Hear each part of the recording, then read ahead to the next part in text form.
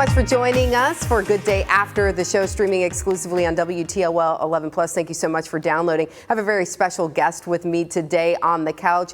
McKenna Reitz joins us today. Hey, good to have you here. Thanks for being here. It is. Thank you so much for having me. Yeah. So much fun. We've had you on Good Day over the years. Before, last time you were here, we were talking about your book that came out, and it's been a year. It's been a year, and it's been an incredible year of, you know, you have a lot of fear if you're an actual author and if you're a writer, but just getting it out there and taking that deep breath of, you know, sharing your story and multiple type of faceted, you know, it's been awesome. Yeah, so your story is being diagnosed with an autoimmune disorder that really took you by surprise. It did. You know, I had our youngest daughter in May of 2015, and November 1st, I take my last picture with hair, and by the end of the week, I'm standing in the shower with my hands full of hair. Wow. Within 3 weeks, 90% of my hair is gone.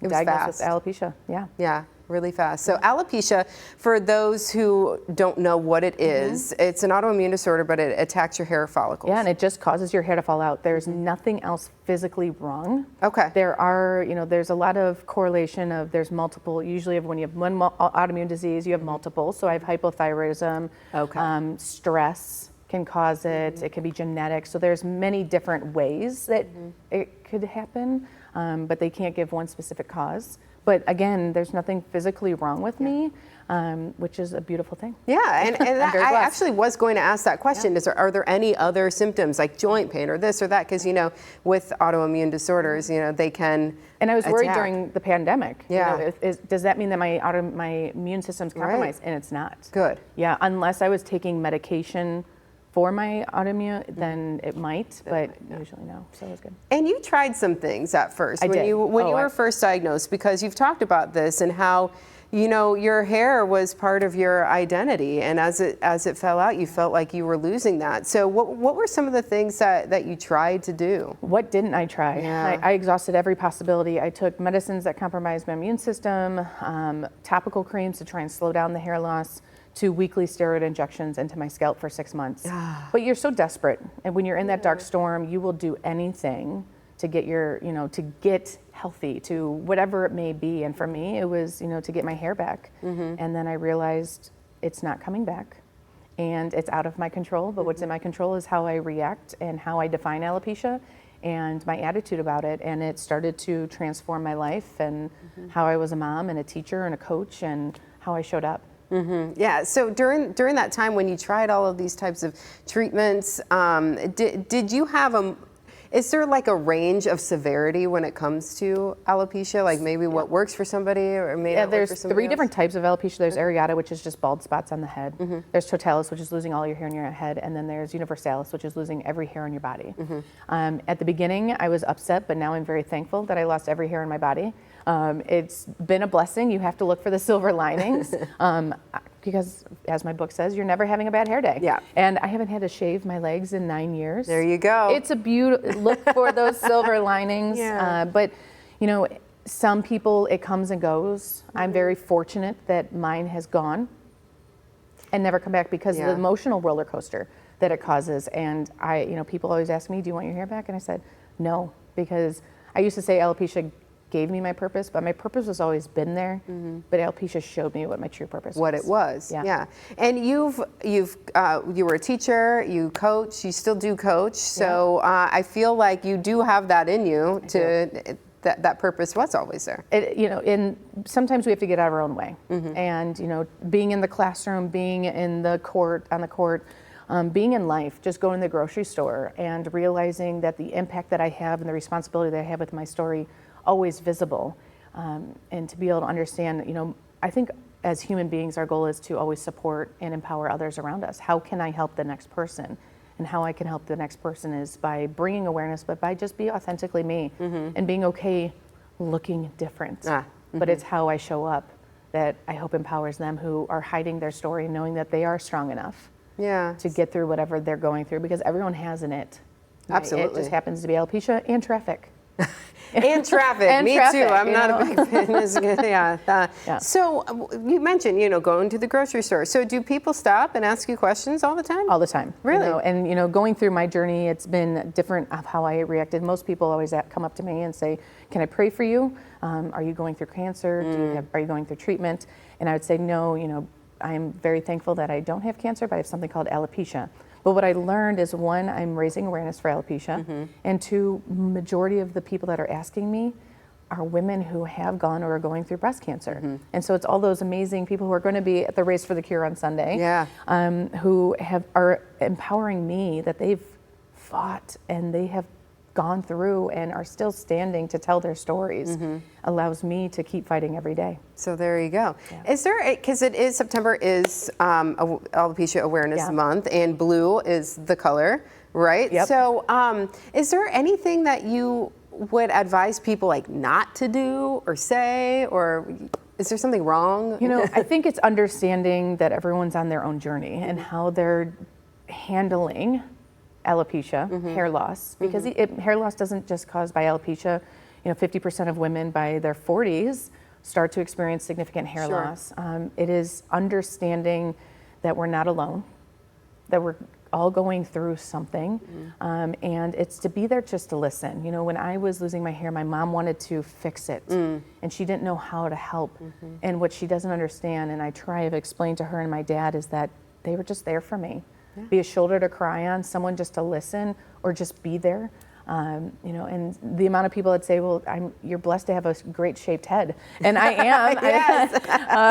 At first it used to bother me, but now I'm like, I am so blessed. And to be able to just to recognize that and understand that people are coming with a good intention, and just take a deep breath and remember that, and regardless of where you're in your journey, you're not alone. The good intention. I hear you on that. I feel like sometimes I get comments on different things like that, and you always have to go, okay, that was not, they were coming from a good place. Correct. It coming from with a good intention. You mentioned your family. A turning point for you have said, was from your youngest daughter, when you were finally like, you know what? I'm done with this whole wigs and all of that. Tell us that story. So most people know with their youngest, they're usually the unfiltered one. They are the I don't care That's what the other one people. around your neck here? Yes, Yeah. they don't care what other people think or say, which is incredible. Yeah. She was 3 years old. It was a summer. We were at an event. We get in the car. It was really hot. I ripped my wig off, and she says, "Mom, I can't wait to be an adult and take my hair off too." And in that moment, thankfully she didn't see my face, because I'm thinking, oh my gosh, I'm a terrible mom. I'm hiding. I'm trying just to blend in. But she sees as the coolest thing that when you turn to become an adult, you get to take your hair off. You get to be different colors of hair, different lengths of hair, and it allowed me to think, what am I teaching my daughters about self-love and self-acceptance, and to celebrate and support unconditionally the diversity and adversity that surrounds our world. And that was the beginning of the beginning for me, of saying, I'm going to do this. And it, still took some time. But it was not only just teaching my daughters, but teaching my students and teaching my players and teaching myself that reflection is beauty.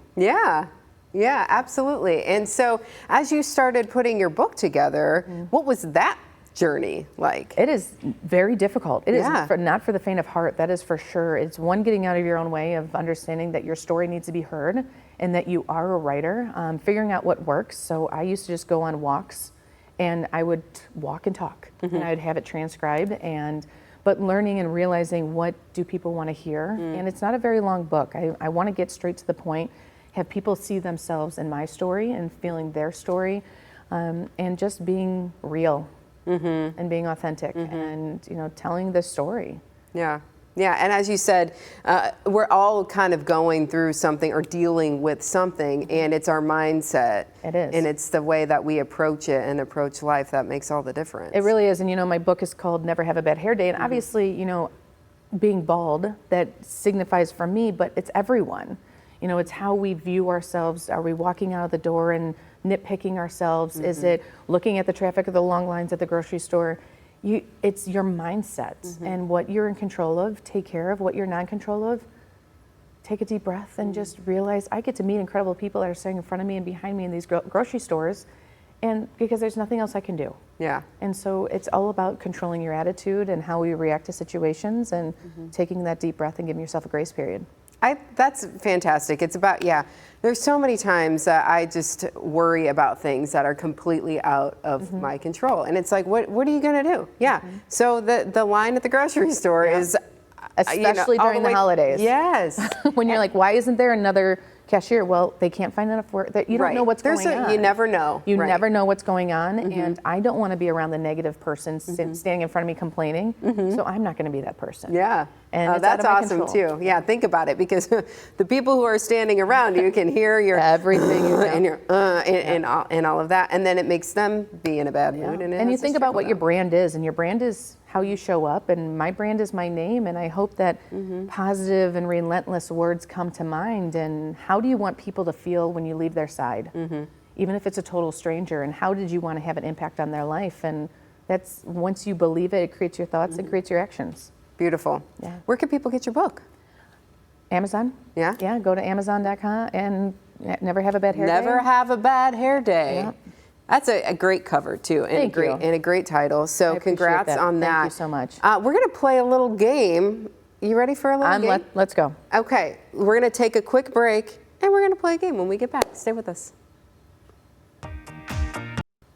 Welcome back to Good Day After the Show, streaming exclusively on WTOL 11+. Thank you for downloading today. Again, we have a special guest. McKenna Reitz joins me today. We are just chatting about your journey with alopecia and you know what you are putting out into the world now, and it's great. I want to play a little game. You were a teacher. And a coach, and you coach volleyball, club volleyball right now. Yep, at Toledo Volleyball Club. Okay, so I thought I'd play a little game of this or that. Okay. But maybe we'll do like a coaching style or like mindset. Okay, so do you prefer tough love or gentle encouragement? Oh, I'm definitely tough love. Tough love? Yeah, hands down. Just tell me how it is, what I need to change, and let's go. But it's understanding the intentions. But you have to, you know, especially being an adolescent, it's tough to understand the intentions because of your brain development and what life. It's not quite all there yet. But also as a coach, I have to learn who thrives on tough love and who needs the gentle touch. Yeah. And so understanding that, it doesn't matter where you're at in life, is understanding the difference. Okay, but mostly tough love. Oh, always tough love. Tough love. Tough love. All right, motivational quotes or practical step-by-step plans? Can I say both? I say, you know, motivational quotes allow me to inspire me, but I'm also a step-by-step. It needs to be done correctly at the same time. Same thing with coaching. You know, I use motivation to let's get fired up, but now we need to understand the step-by-step to be able to be successful. That makes sense. Leading from the sidelines or leading by example? Leading by example. That's an easy one. I am okay being in the spotlight because I hope that I'm empowering others and just showing up. Yeah. Success measured by trophies or by personal growth? Oh, personal growth. Yeah. You know, I think about the 9th place ribbons. I'm thinking, you know, you showed up, that's great, but how can we improve? And you know, I'm all about, you have to lose in order to win. And that's in all facets of life, not just on the court or the field, but it is about personal growth. How can I become better? Make yesterday's best today's worst. How can I grow every single day? There we go. There's a motivational quote for you right there. Morning mindset routine or end of the day reflection? I'm more of a morning person, which my parents would laugh at me, but now I'm a morning person now. So I wake up early, I go and work out, and then while the house is still quiet and everyone's still sleeping, it gives me time to think about what are the most important 3 things that I need to get done today. And it allows me to prepare for that day. These are my non-negotiables for the day. And I have to get them done regardless of what happens, whether it's something with work or something with kids or something with coaching. These have to be done. I have to get to the grocery store because we haven't had food for 2 weeks. Yeah, because I can't run through the drive-through another time. Yeah, very good. Yeah. All right, let's talk a little more of the volleyball angle. Okay. Spikes or serves? Serves. Okay. It starts with a serve. If you don't have a great serve, if you can't pass a ball, then you're going to be successful with serving.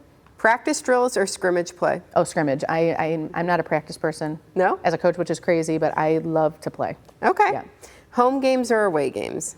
Definitely home games, because you get that. It's just like the Guardians are, loving, thriving on that. But definitely, I love that home atmosphere. Yeah. Extra conditioning or extra skill work? Skill work, because you can add in the conditioning to the skill work. There you go. 2 for 1. Beach volleyball or indoor volleyball? Indoor volleyball, but my husband grew up on the beach, so he loves beach volleyball also. But I love watching beach, but indoor volleyball. Okay.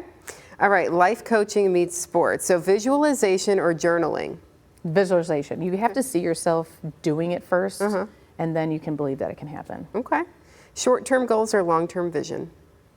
Both. Yeah, I know, right? Yeah, long-term vision, and then you start setting short-term goals to be able to achieve the long-term vision. Yeah, that's how it's got to go. Yep. Win the game or learn the lesson? I hate losing more than I like to win, but like I said, you have to lose in order to win. Yeah. So I'm a big advocate. I don't want to have an undefeated season. I need my players and myself to lose, because we have to have that reflection time. To be able to win. What can we do better? What did we get? Every day. One-on-one coaching or team building? Both, because team building, volleyball is a very team-specific sport. Not saying the others aren't, but you can't just have one stuff. Yeah. It's a team play. So I'm really big into team bonding. I used to take my teams to like Hocking Hills or Camp Machendo. Fun. No volleyball, just creating a culture. Yeah. But the one-on-one is getting to know us personally and building that relationship, which allows us to be more effective in our interaction on and off the court. Makes sense. Confidence or discipline? Both, because discipline creates confidence. Sorry. She's got a definition. It makes sense. Okay. All right. Let's a little more fun. Okay. Coffee, and I know the answer to this now because I learned this about you a little bit ago. Coffee before practice or smoothie after? Probably, I would have to go with smoothie, because I am not a coffee you don't drink drinker. coffee. I don't drink coffee. Yeah. Whistle or clipboard? Clipboard. Okay. Yep. So, celebrating with team huddle or quiet high-fiving? Both, because all about the huddling, but every time my player comes off the court, regardless of what happens, I'm always high-fiving. Got to have a high five. All right. Game day playlist, pump-up jams or calming focus tunes? Well, right after school, I would have my varsity team come in and we would meditate. So 10 minutes, I wanted them just to disconnect from all of the stress of school. Yeah, and it's a long day. Then we'd have team dinner, and then that music starts pumping. Okay. Yeah. All right. Last question. Okay. If you had to pick one forever, volleyball net or vision board? Vision board. Yeah. Yeah, definitely vision board. Our vision changes as we grow, not age, but as we grow. But as we're aging, but our visions change, and we have to continuously reflect on that. Where we see ourselves, because it changes, and we change.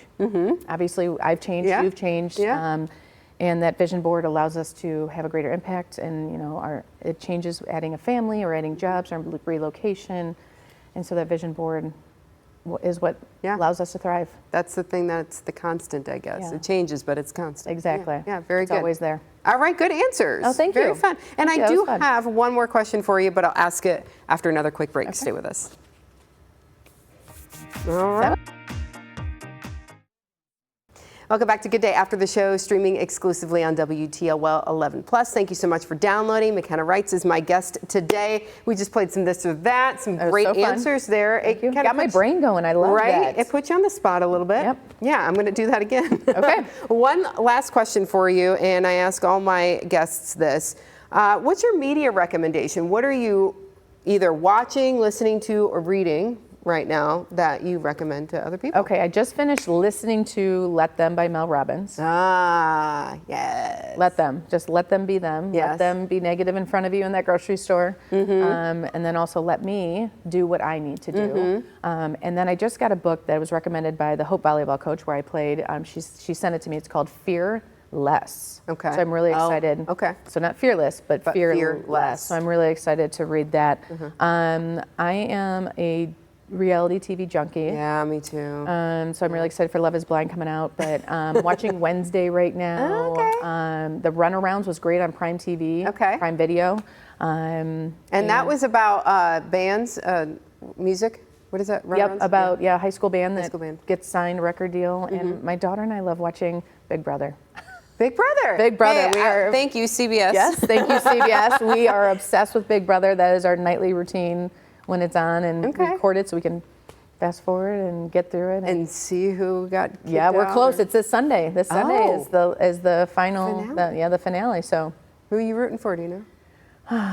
Will got voted off, so Oh. I don't know. It's really tough now. I don't know. I'm not, but we're sticking to it. So Yeah, you have to stick it Yeah, out through yeah. the end. Wonderful. Thank you so much thank you for having me. It was such an honor to be here. Yeah, And thanks for all that you do for the Toledo community. Well, thanks. I appreciate that. And again, thank you for downloading WTOL 11 Plus free on your TV. Make sure you tell your friends. Tell your friends too. I will. I do all the Tell time. your friends.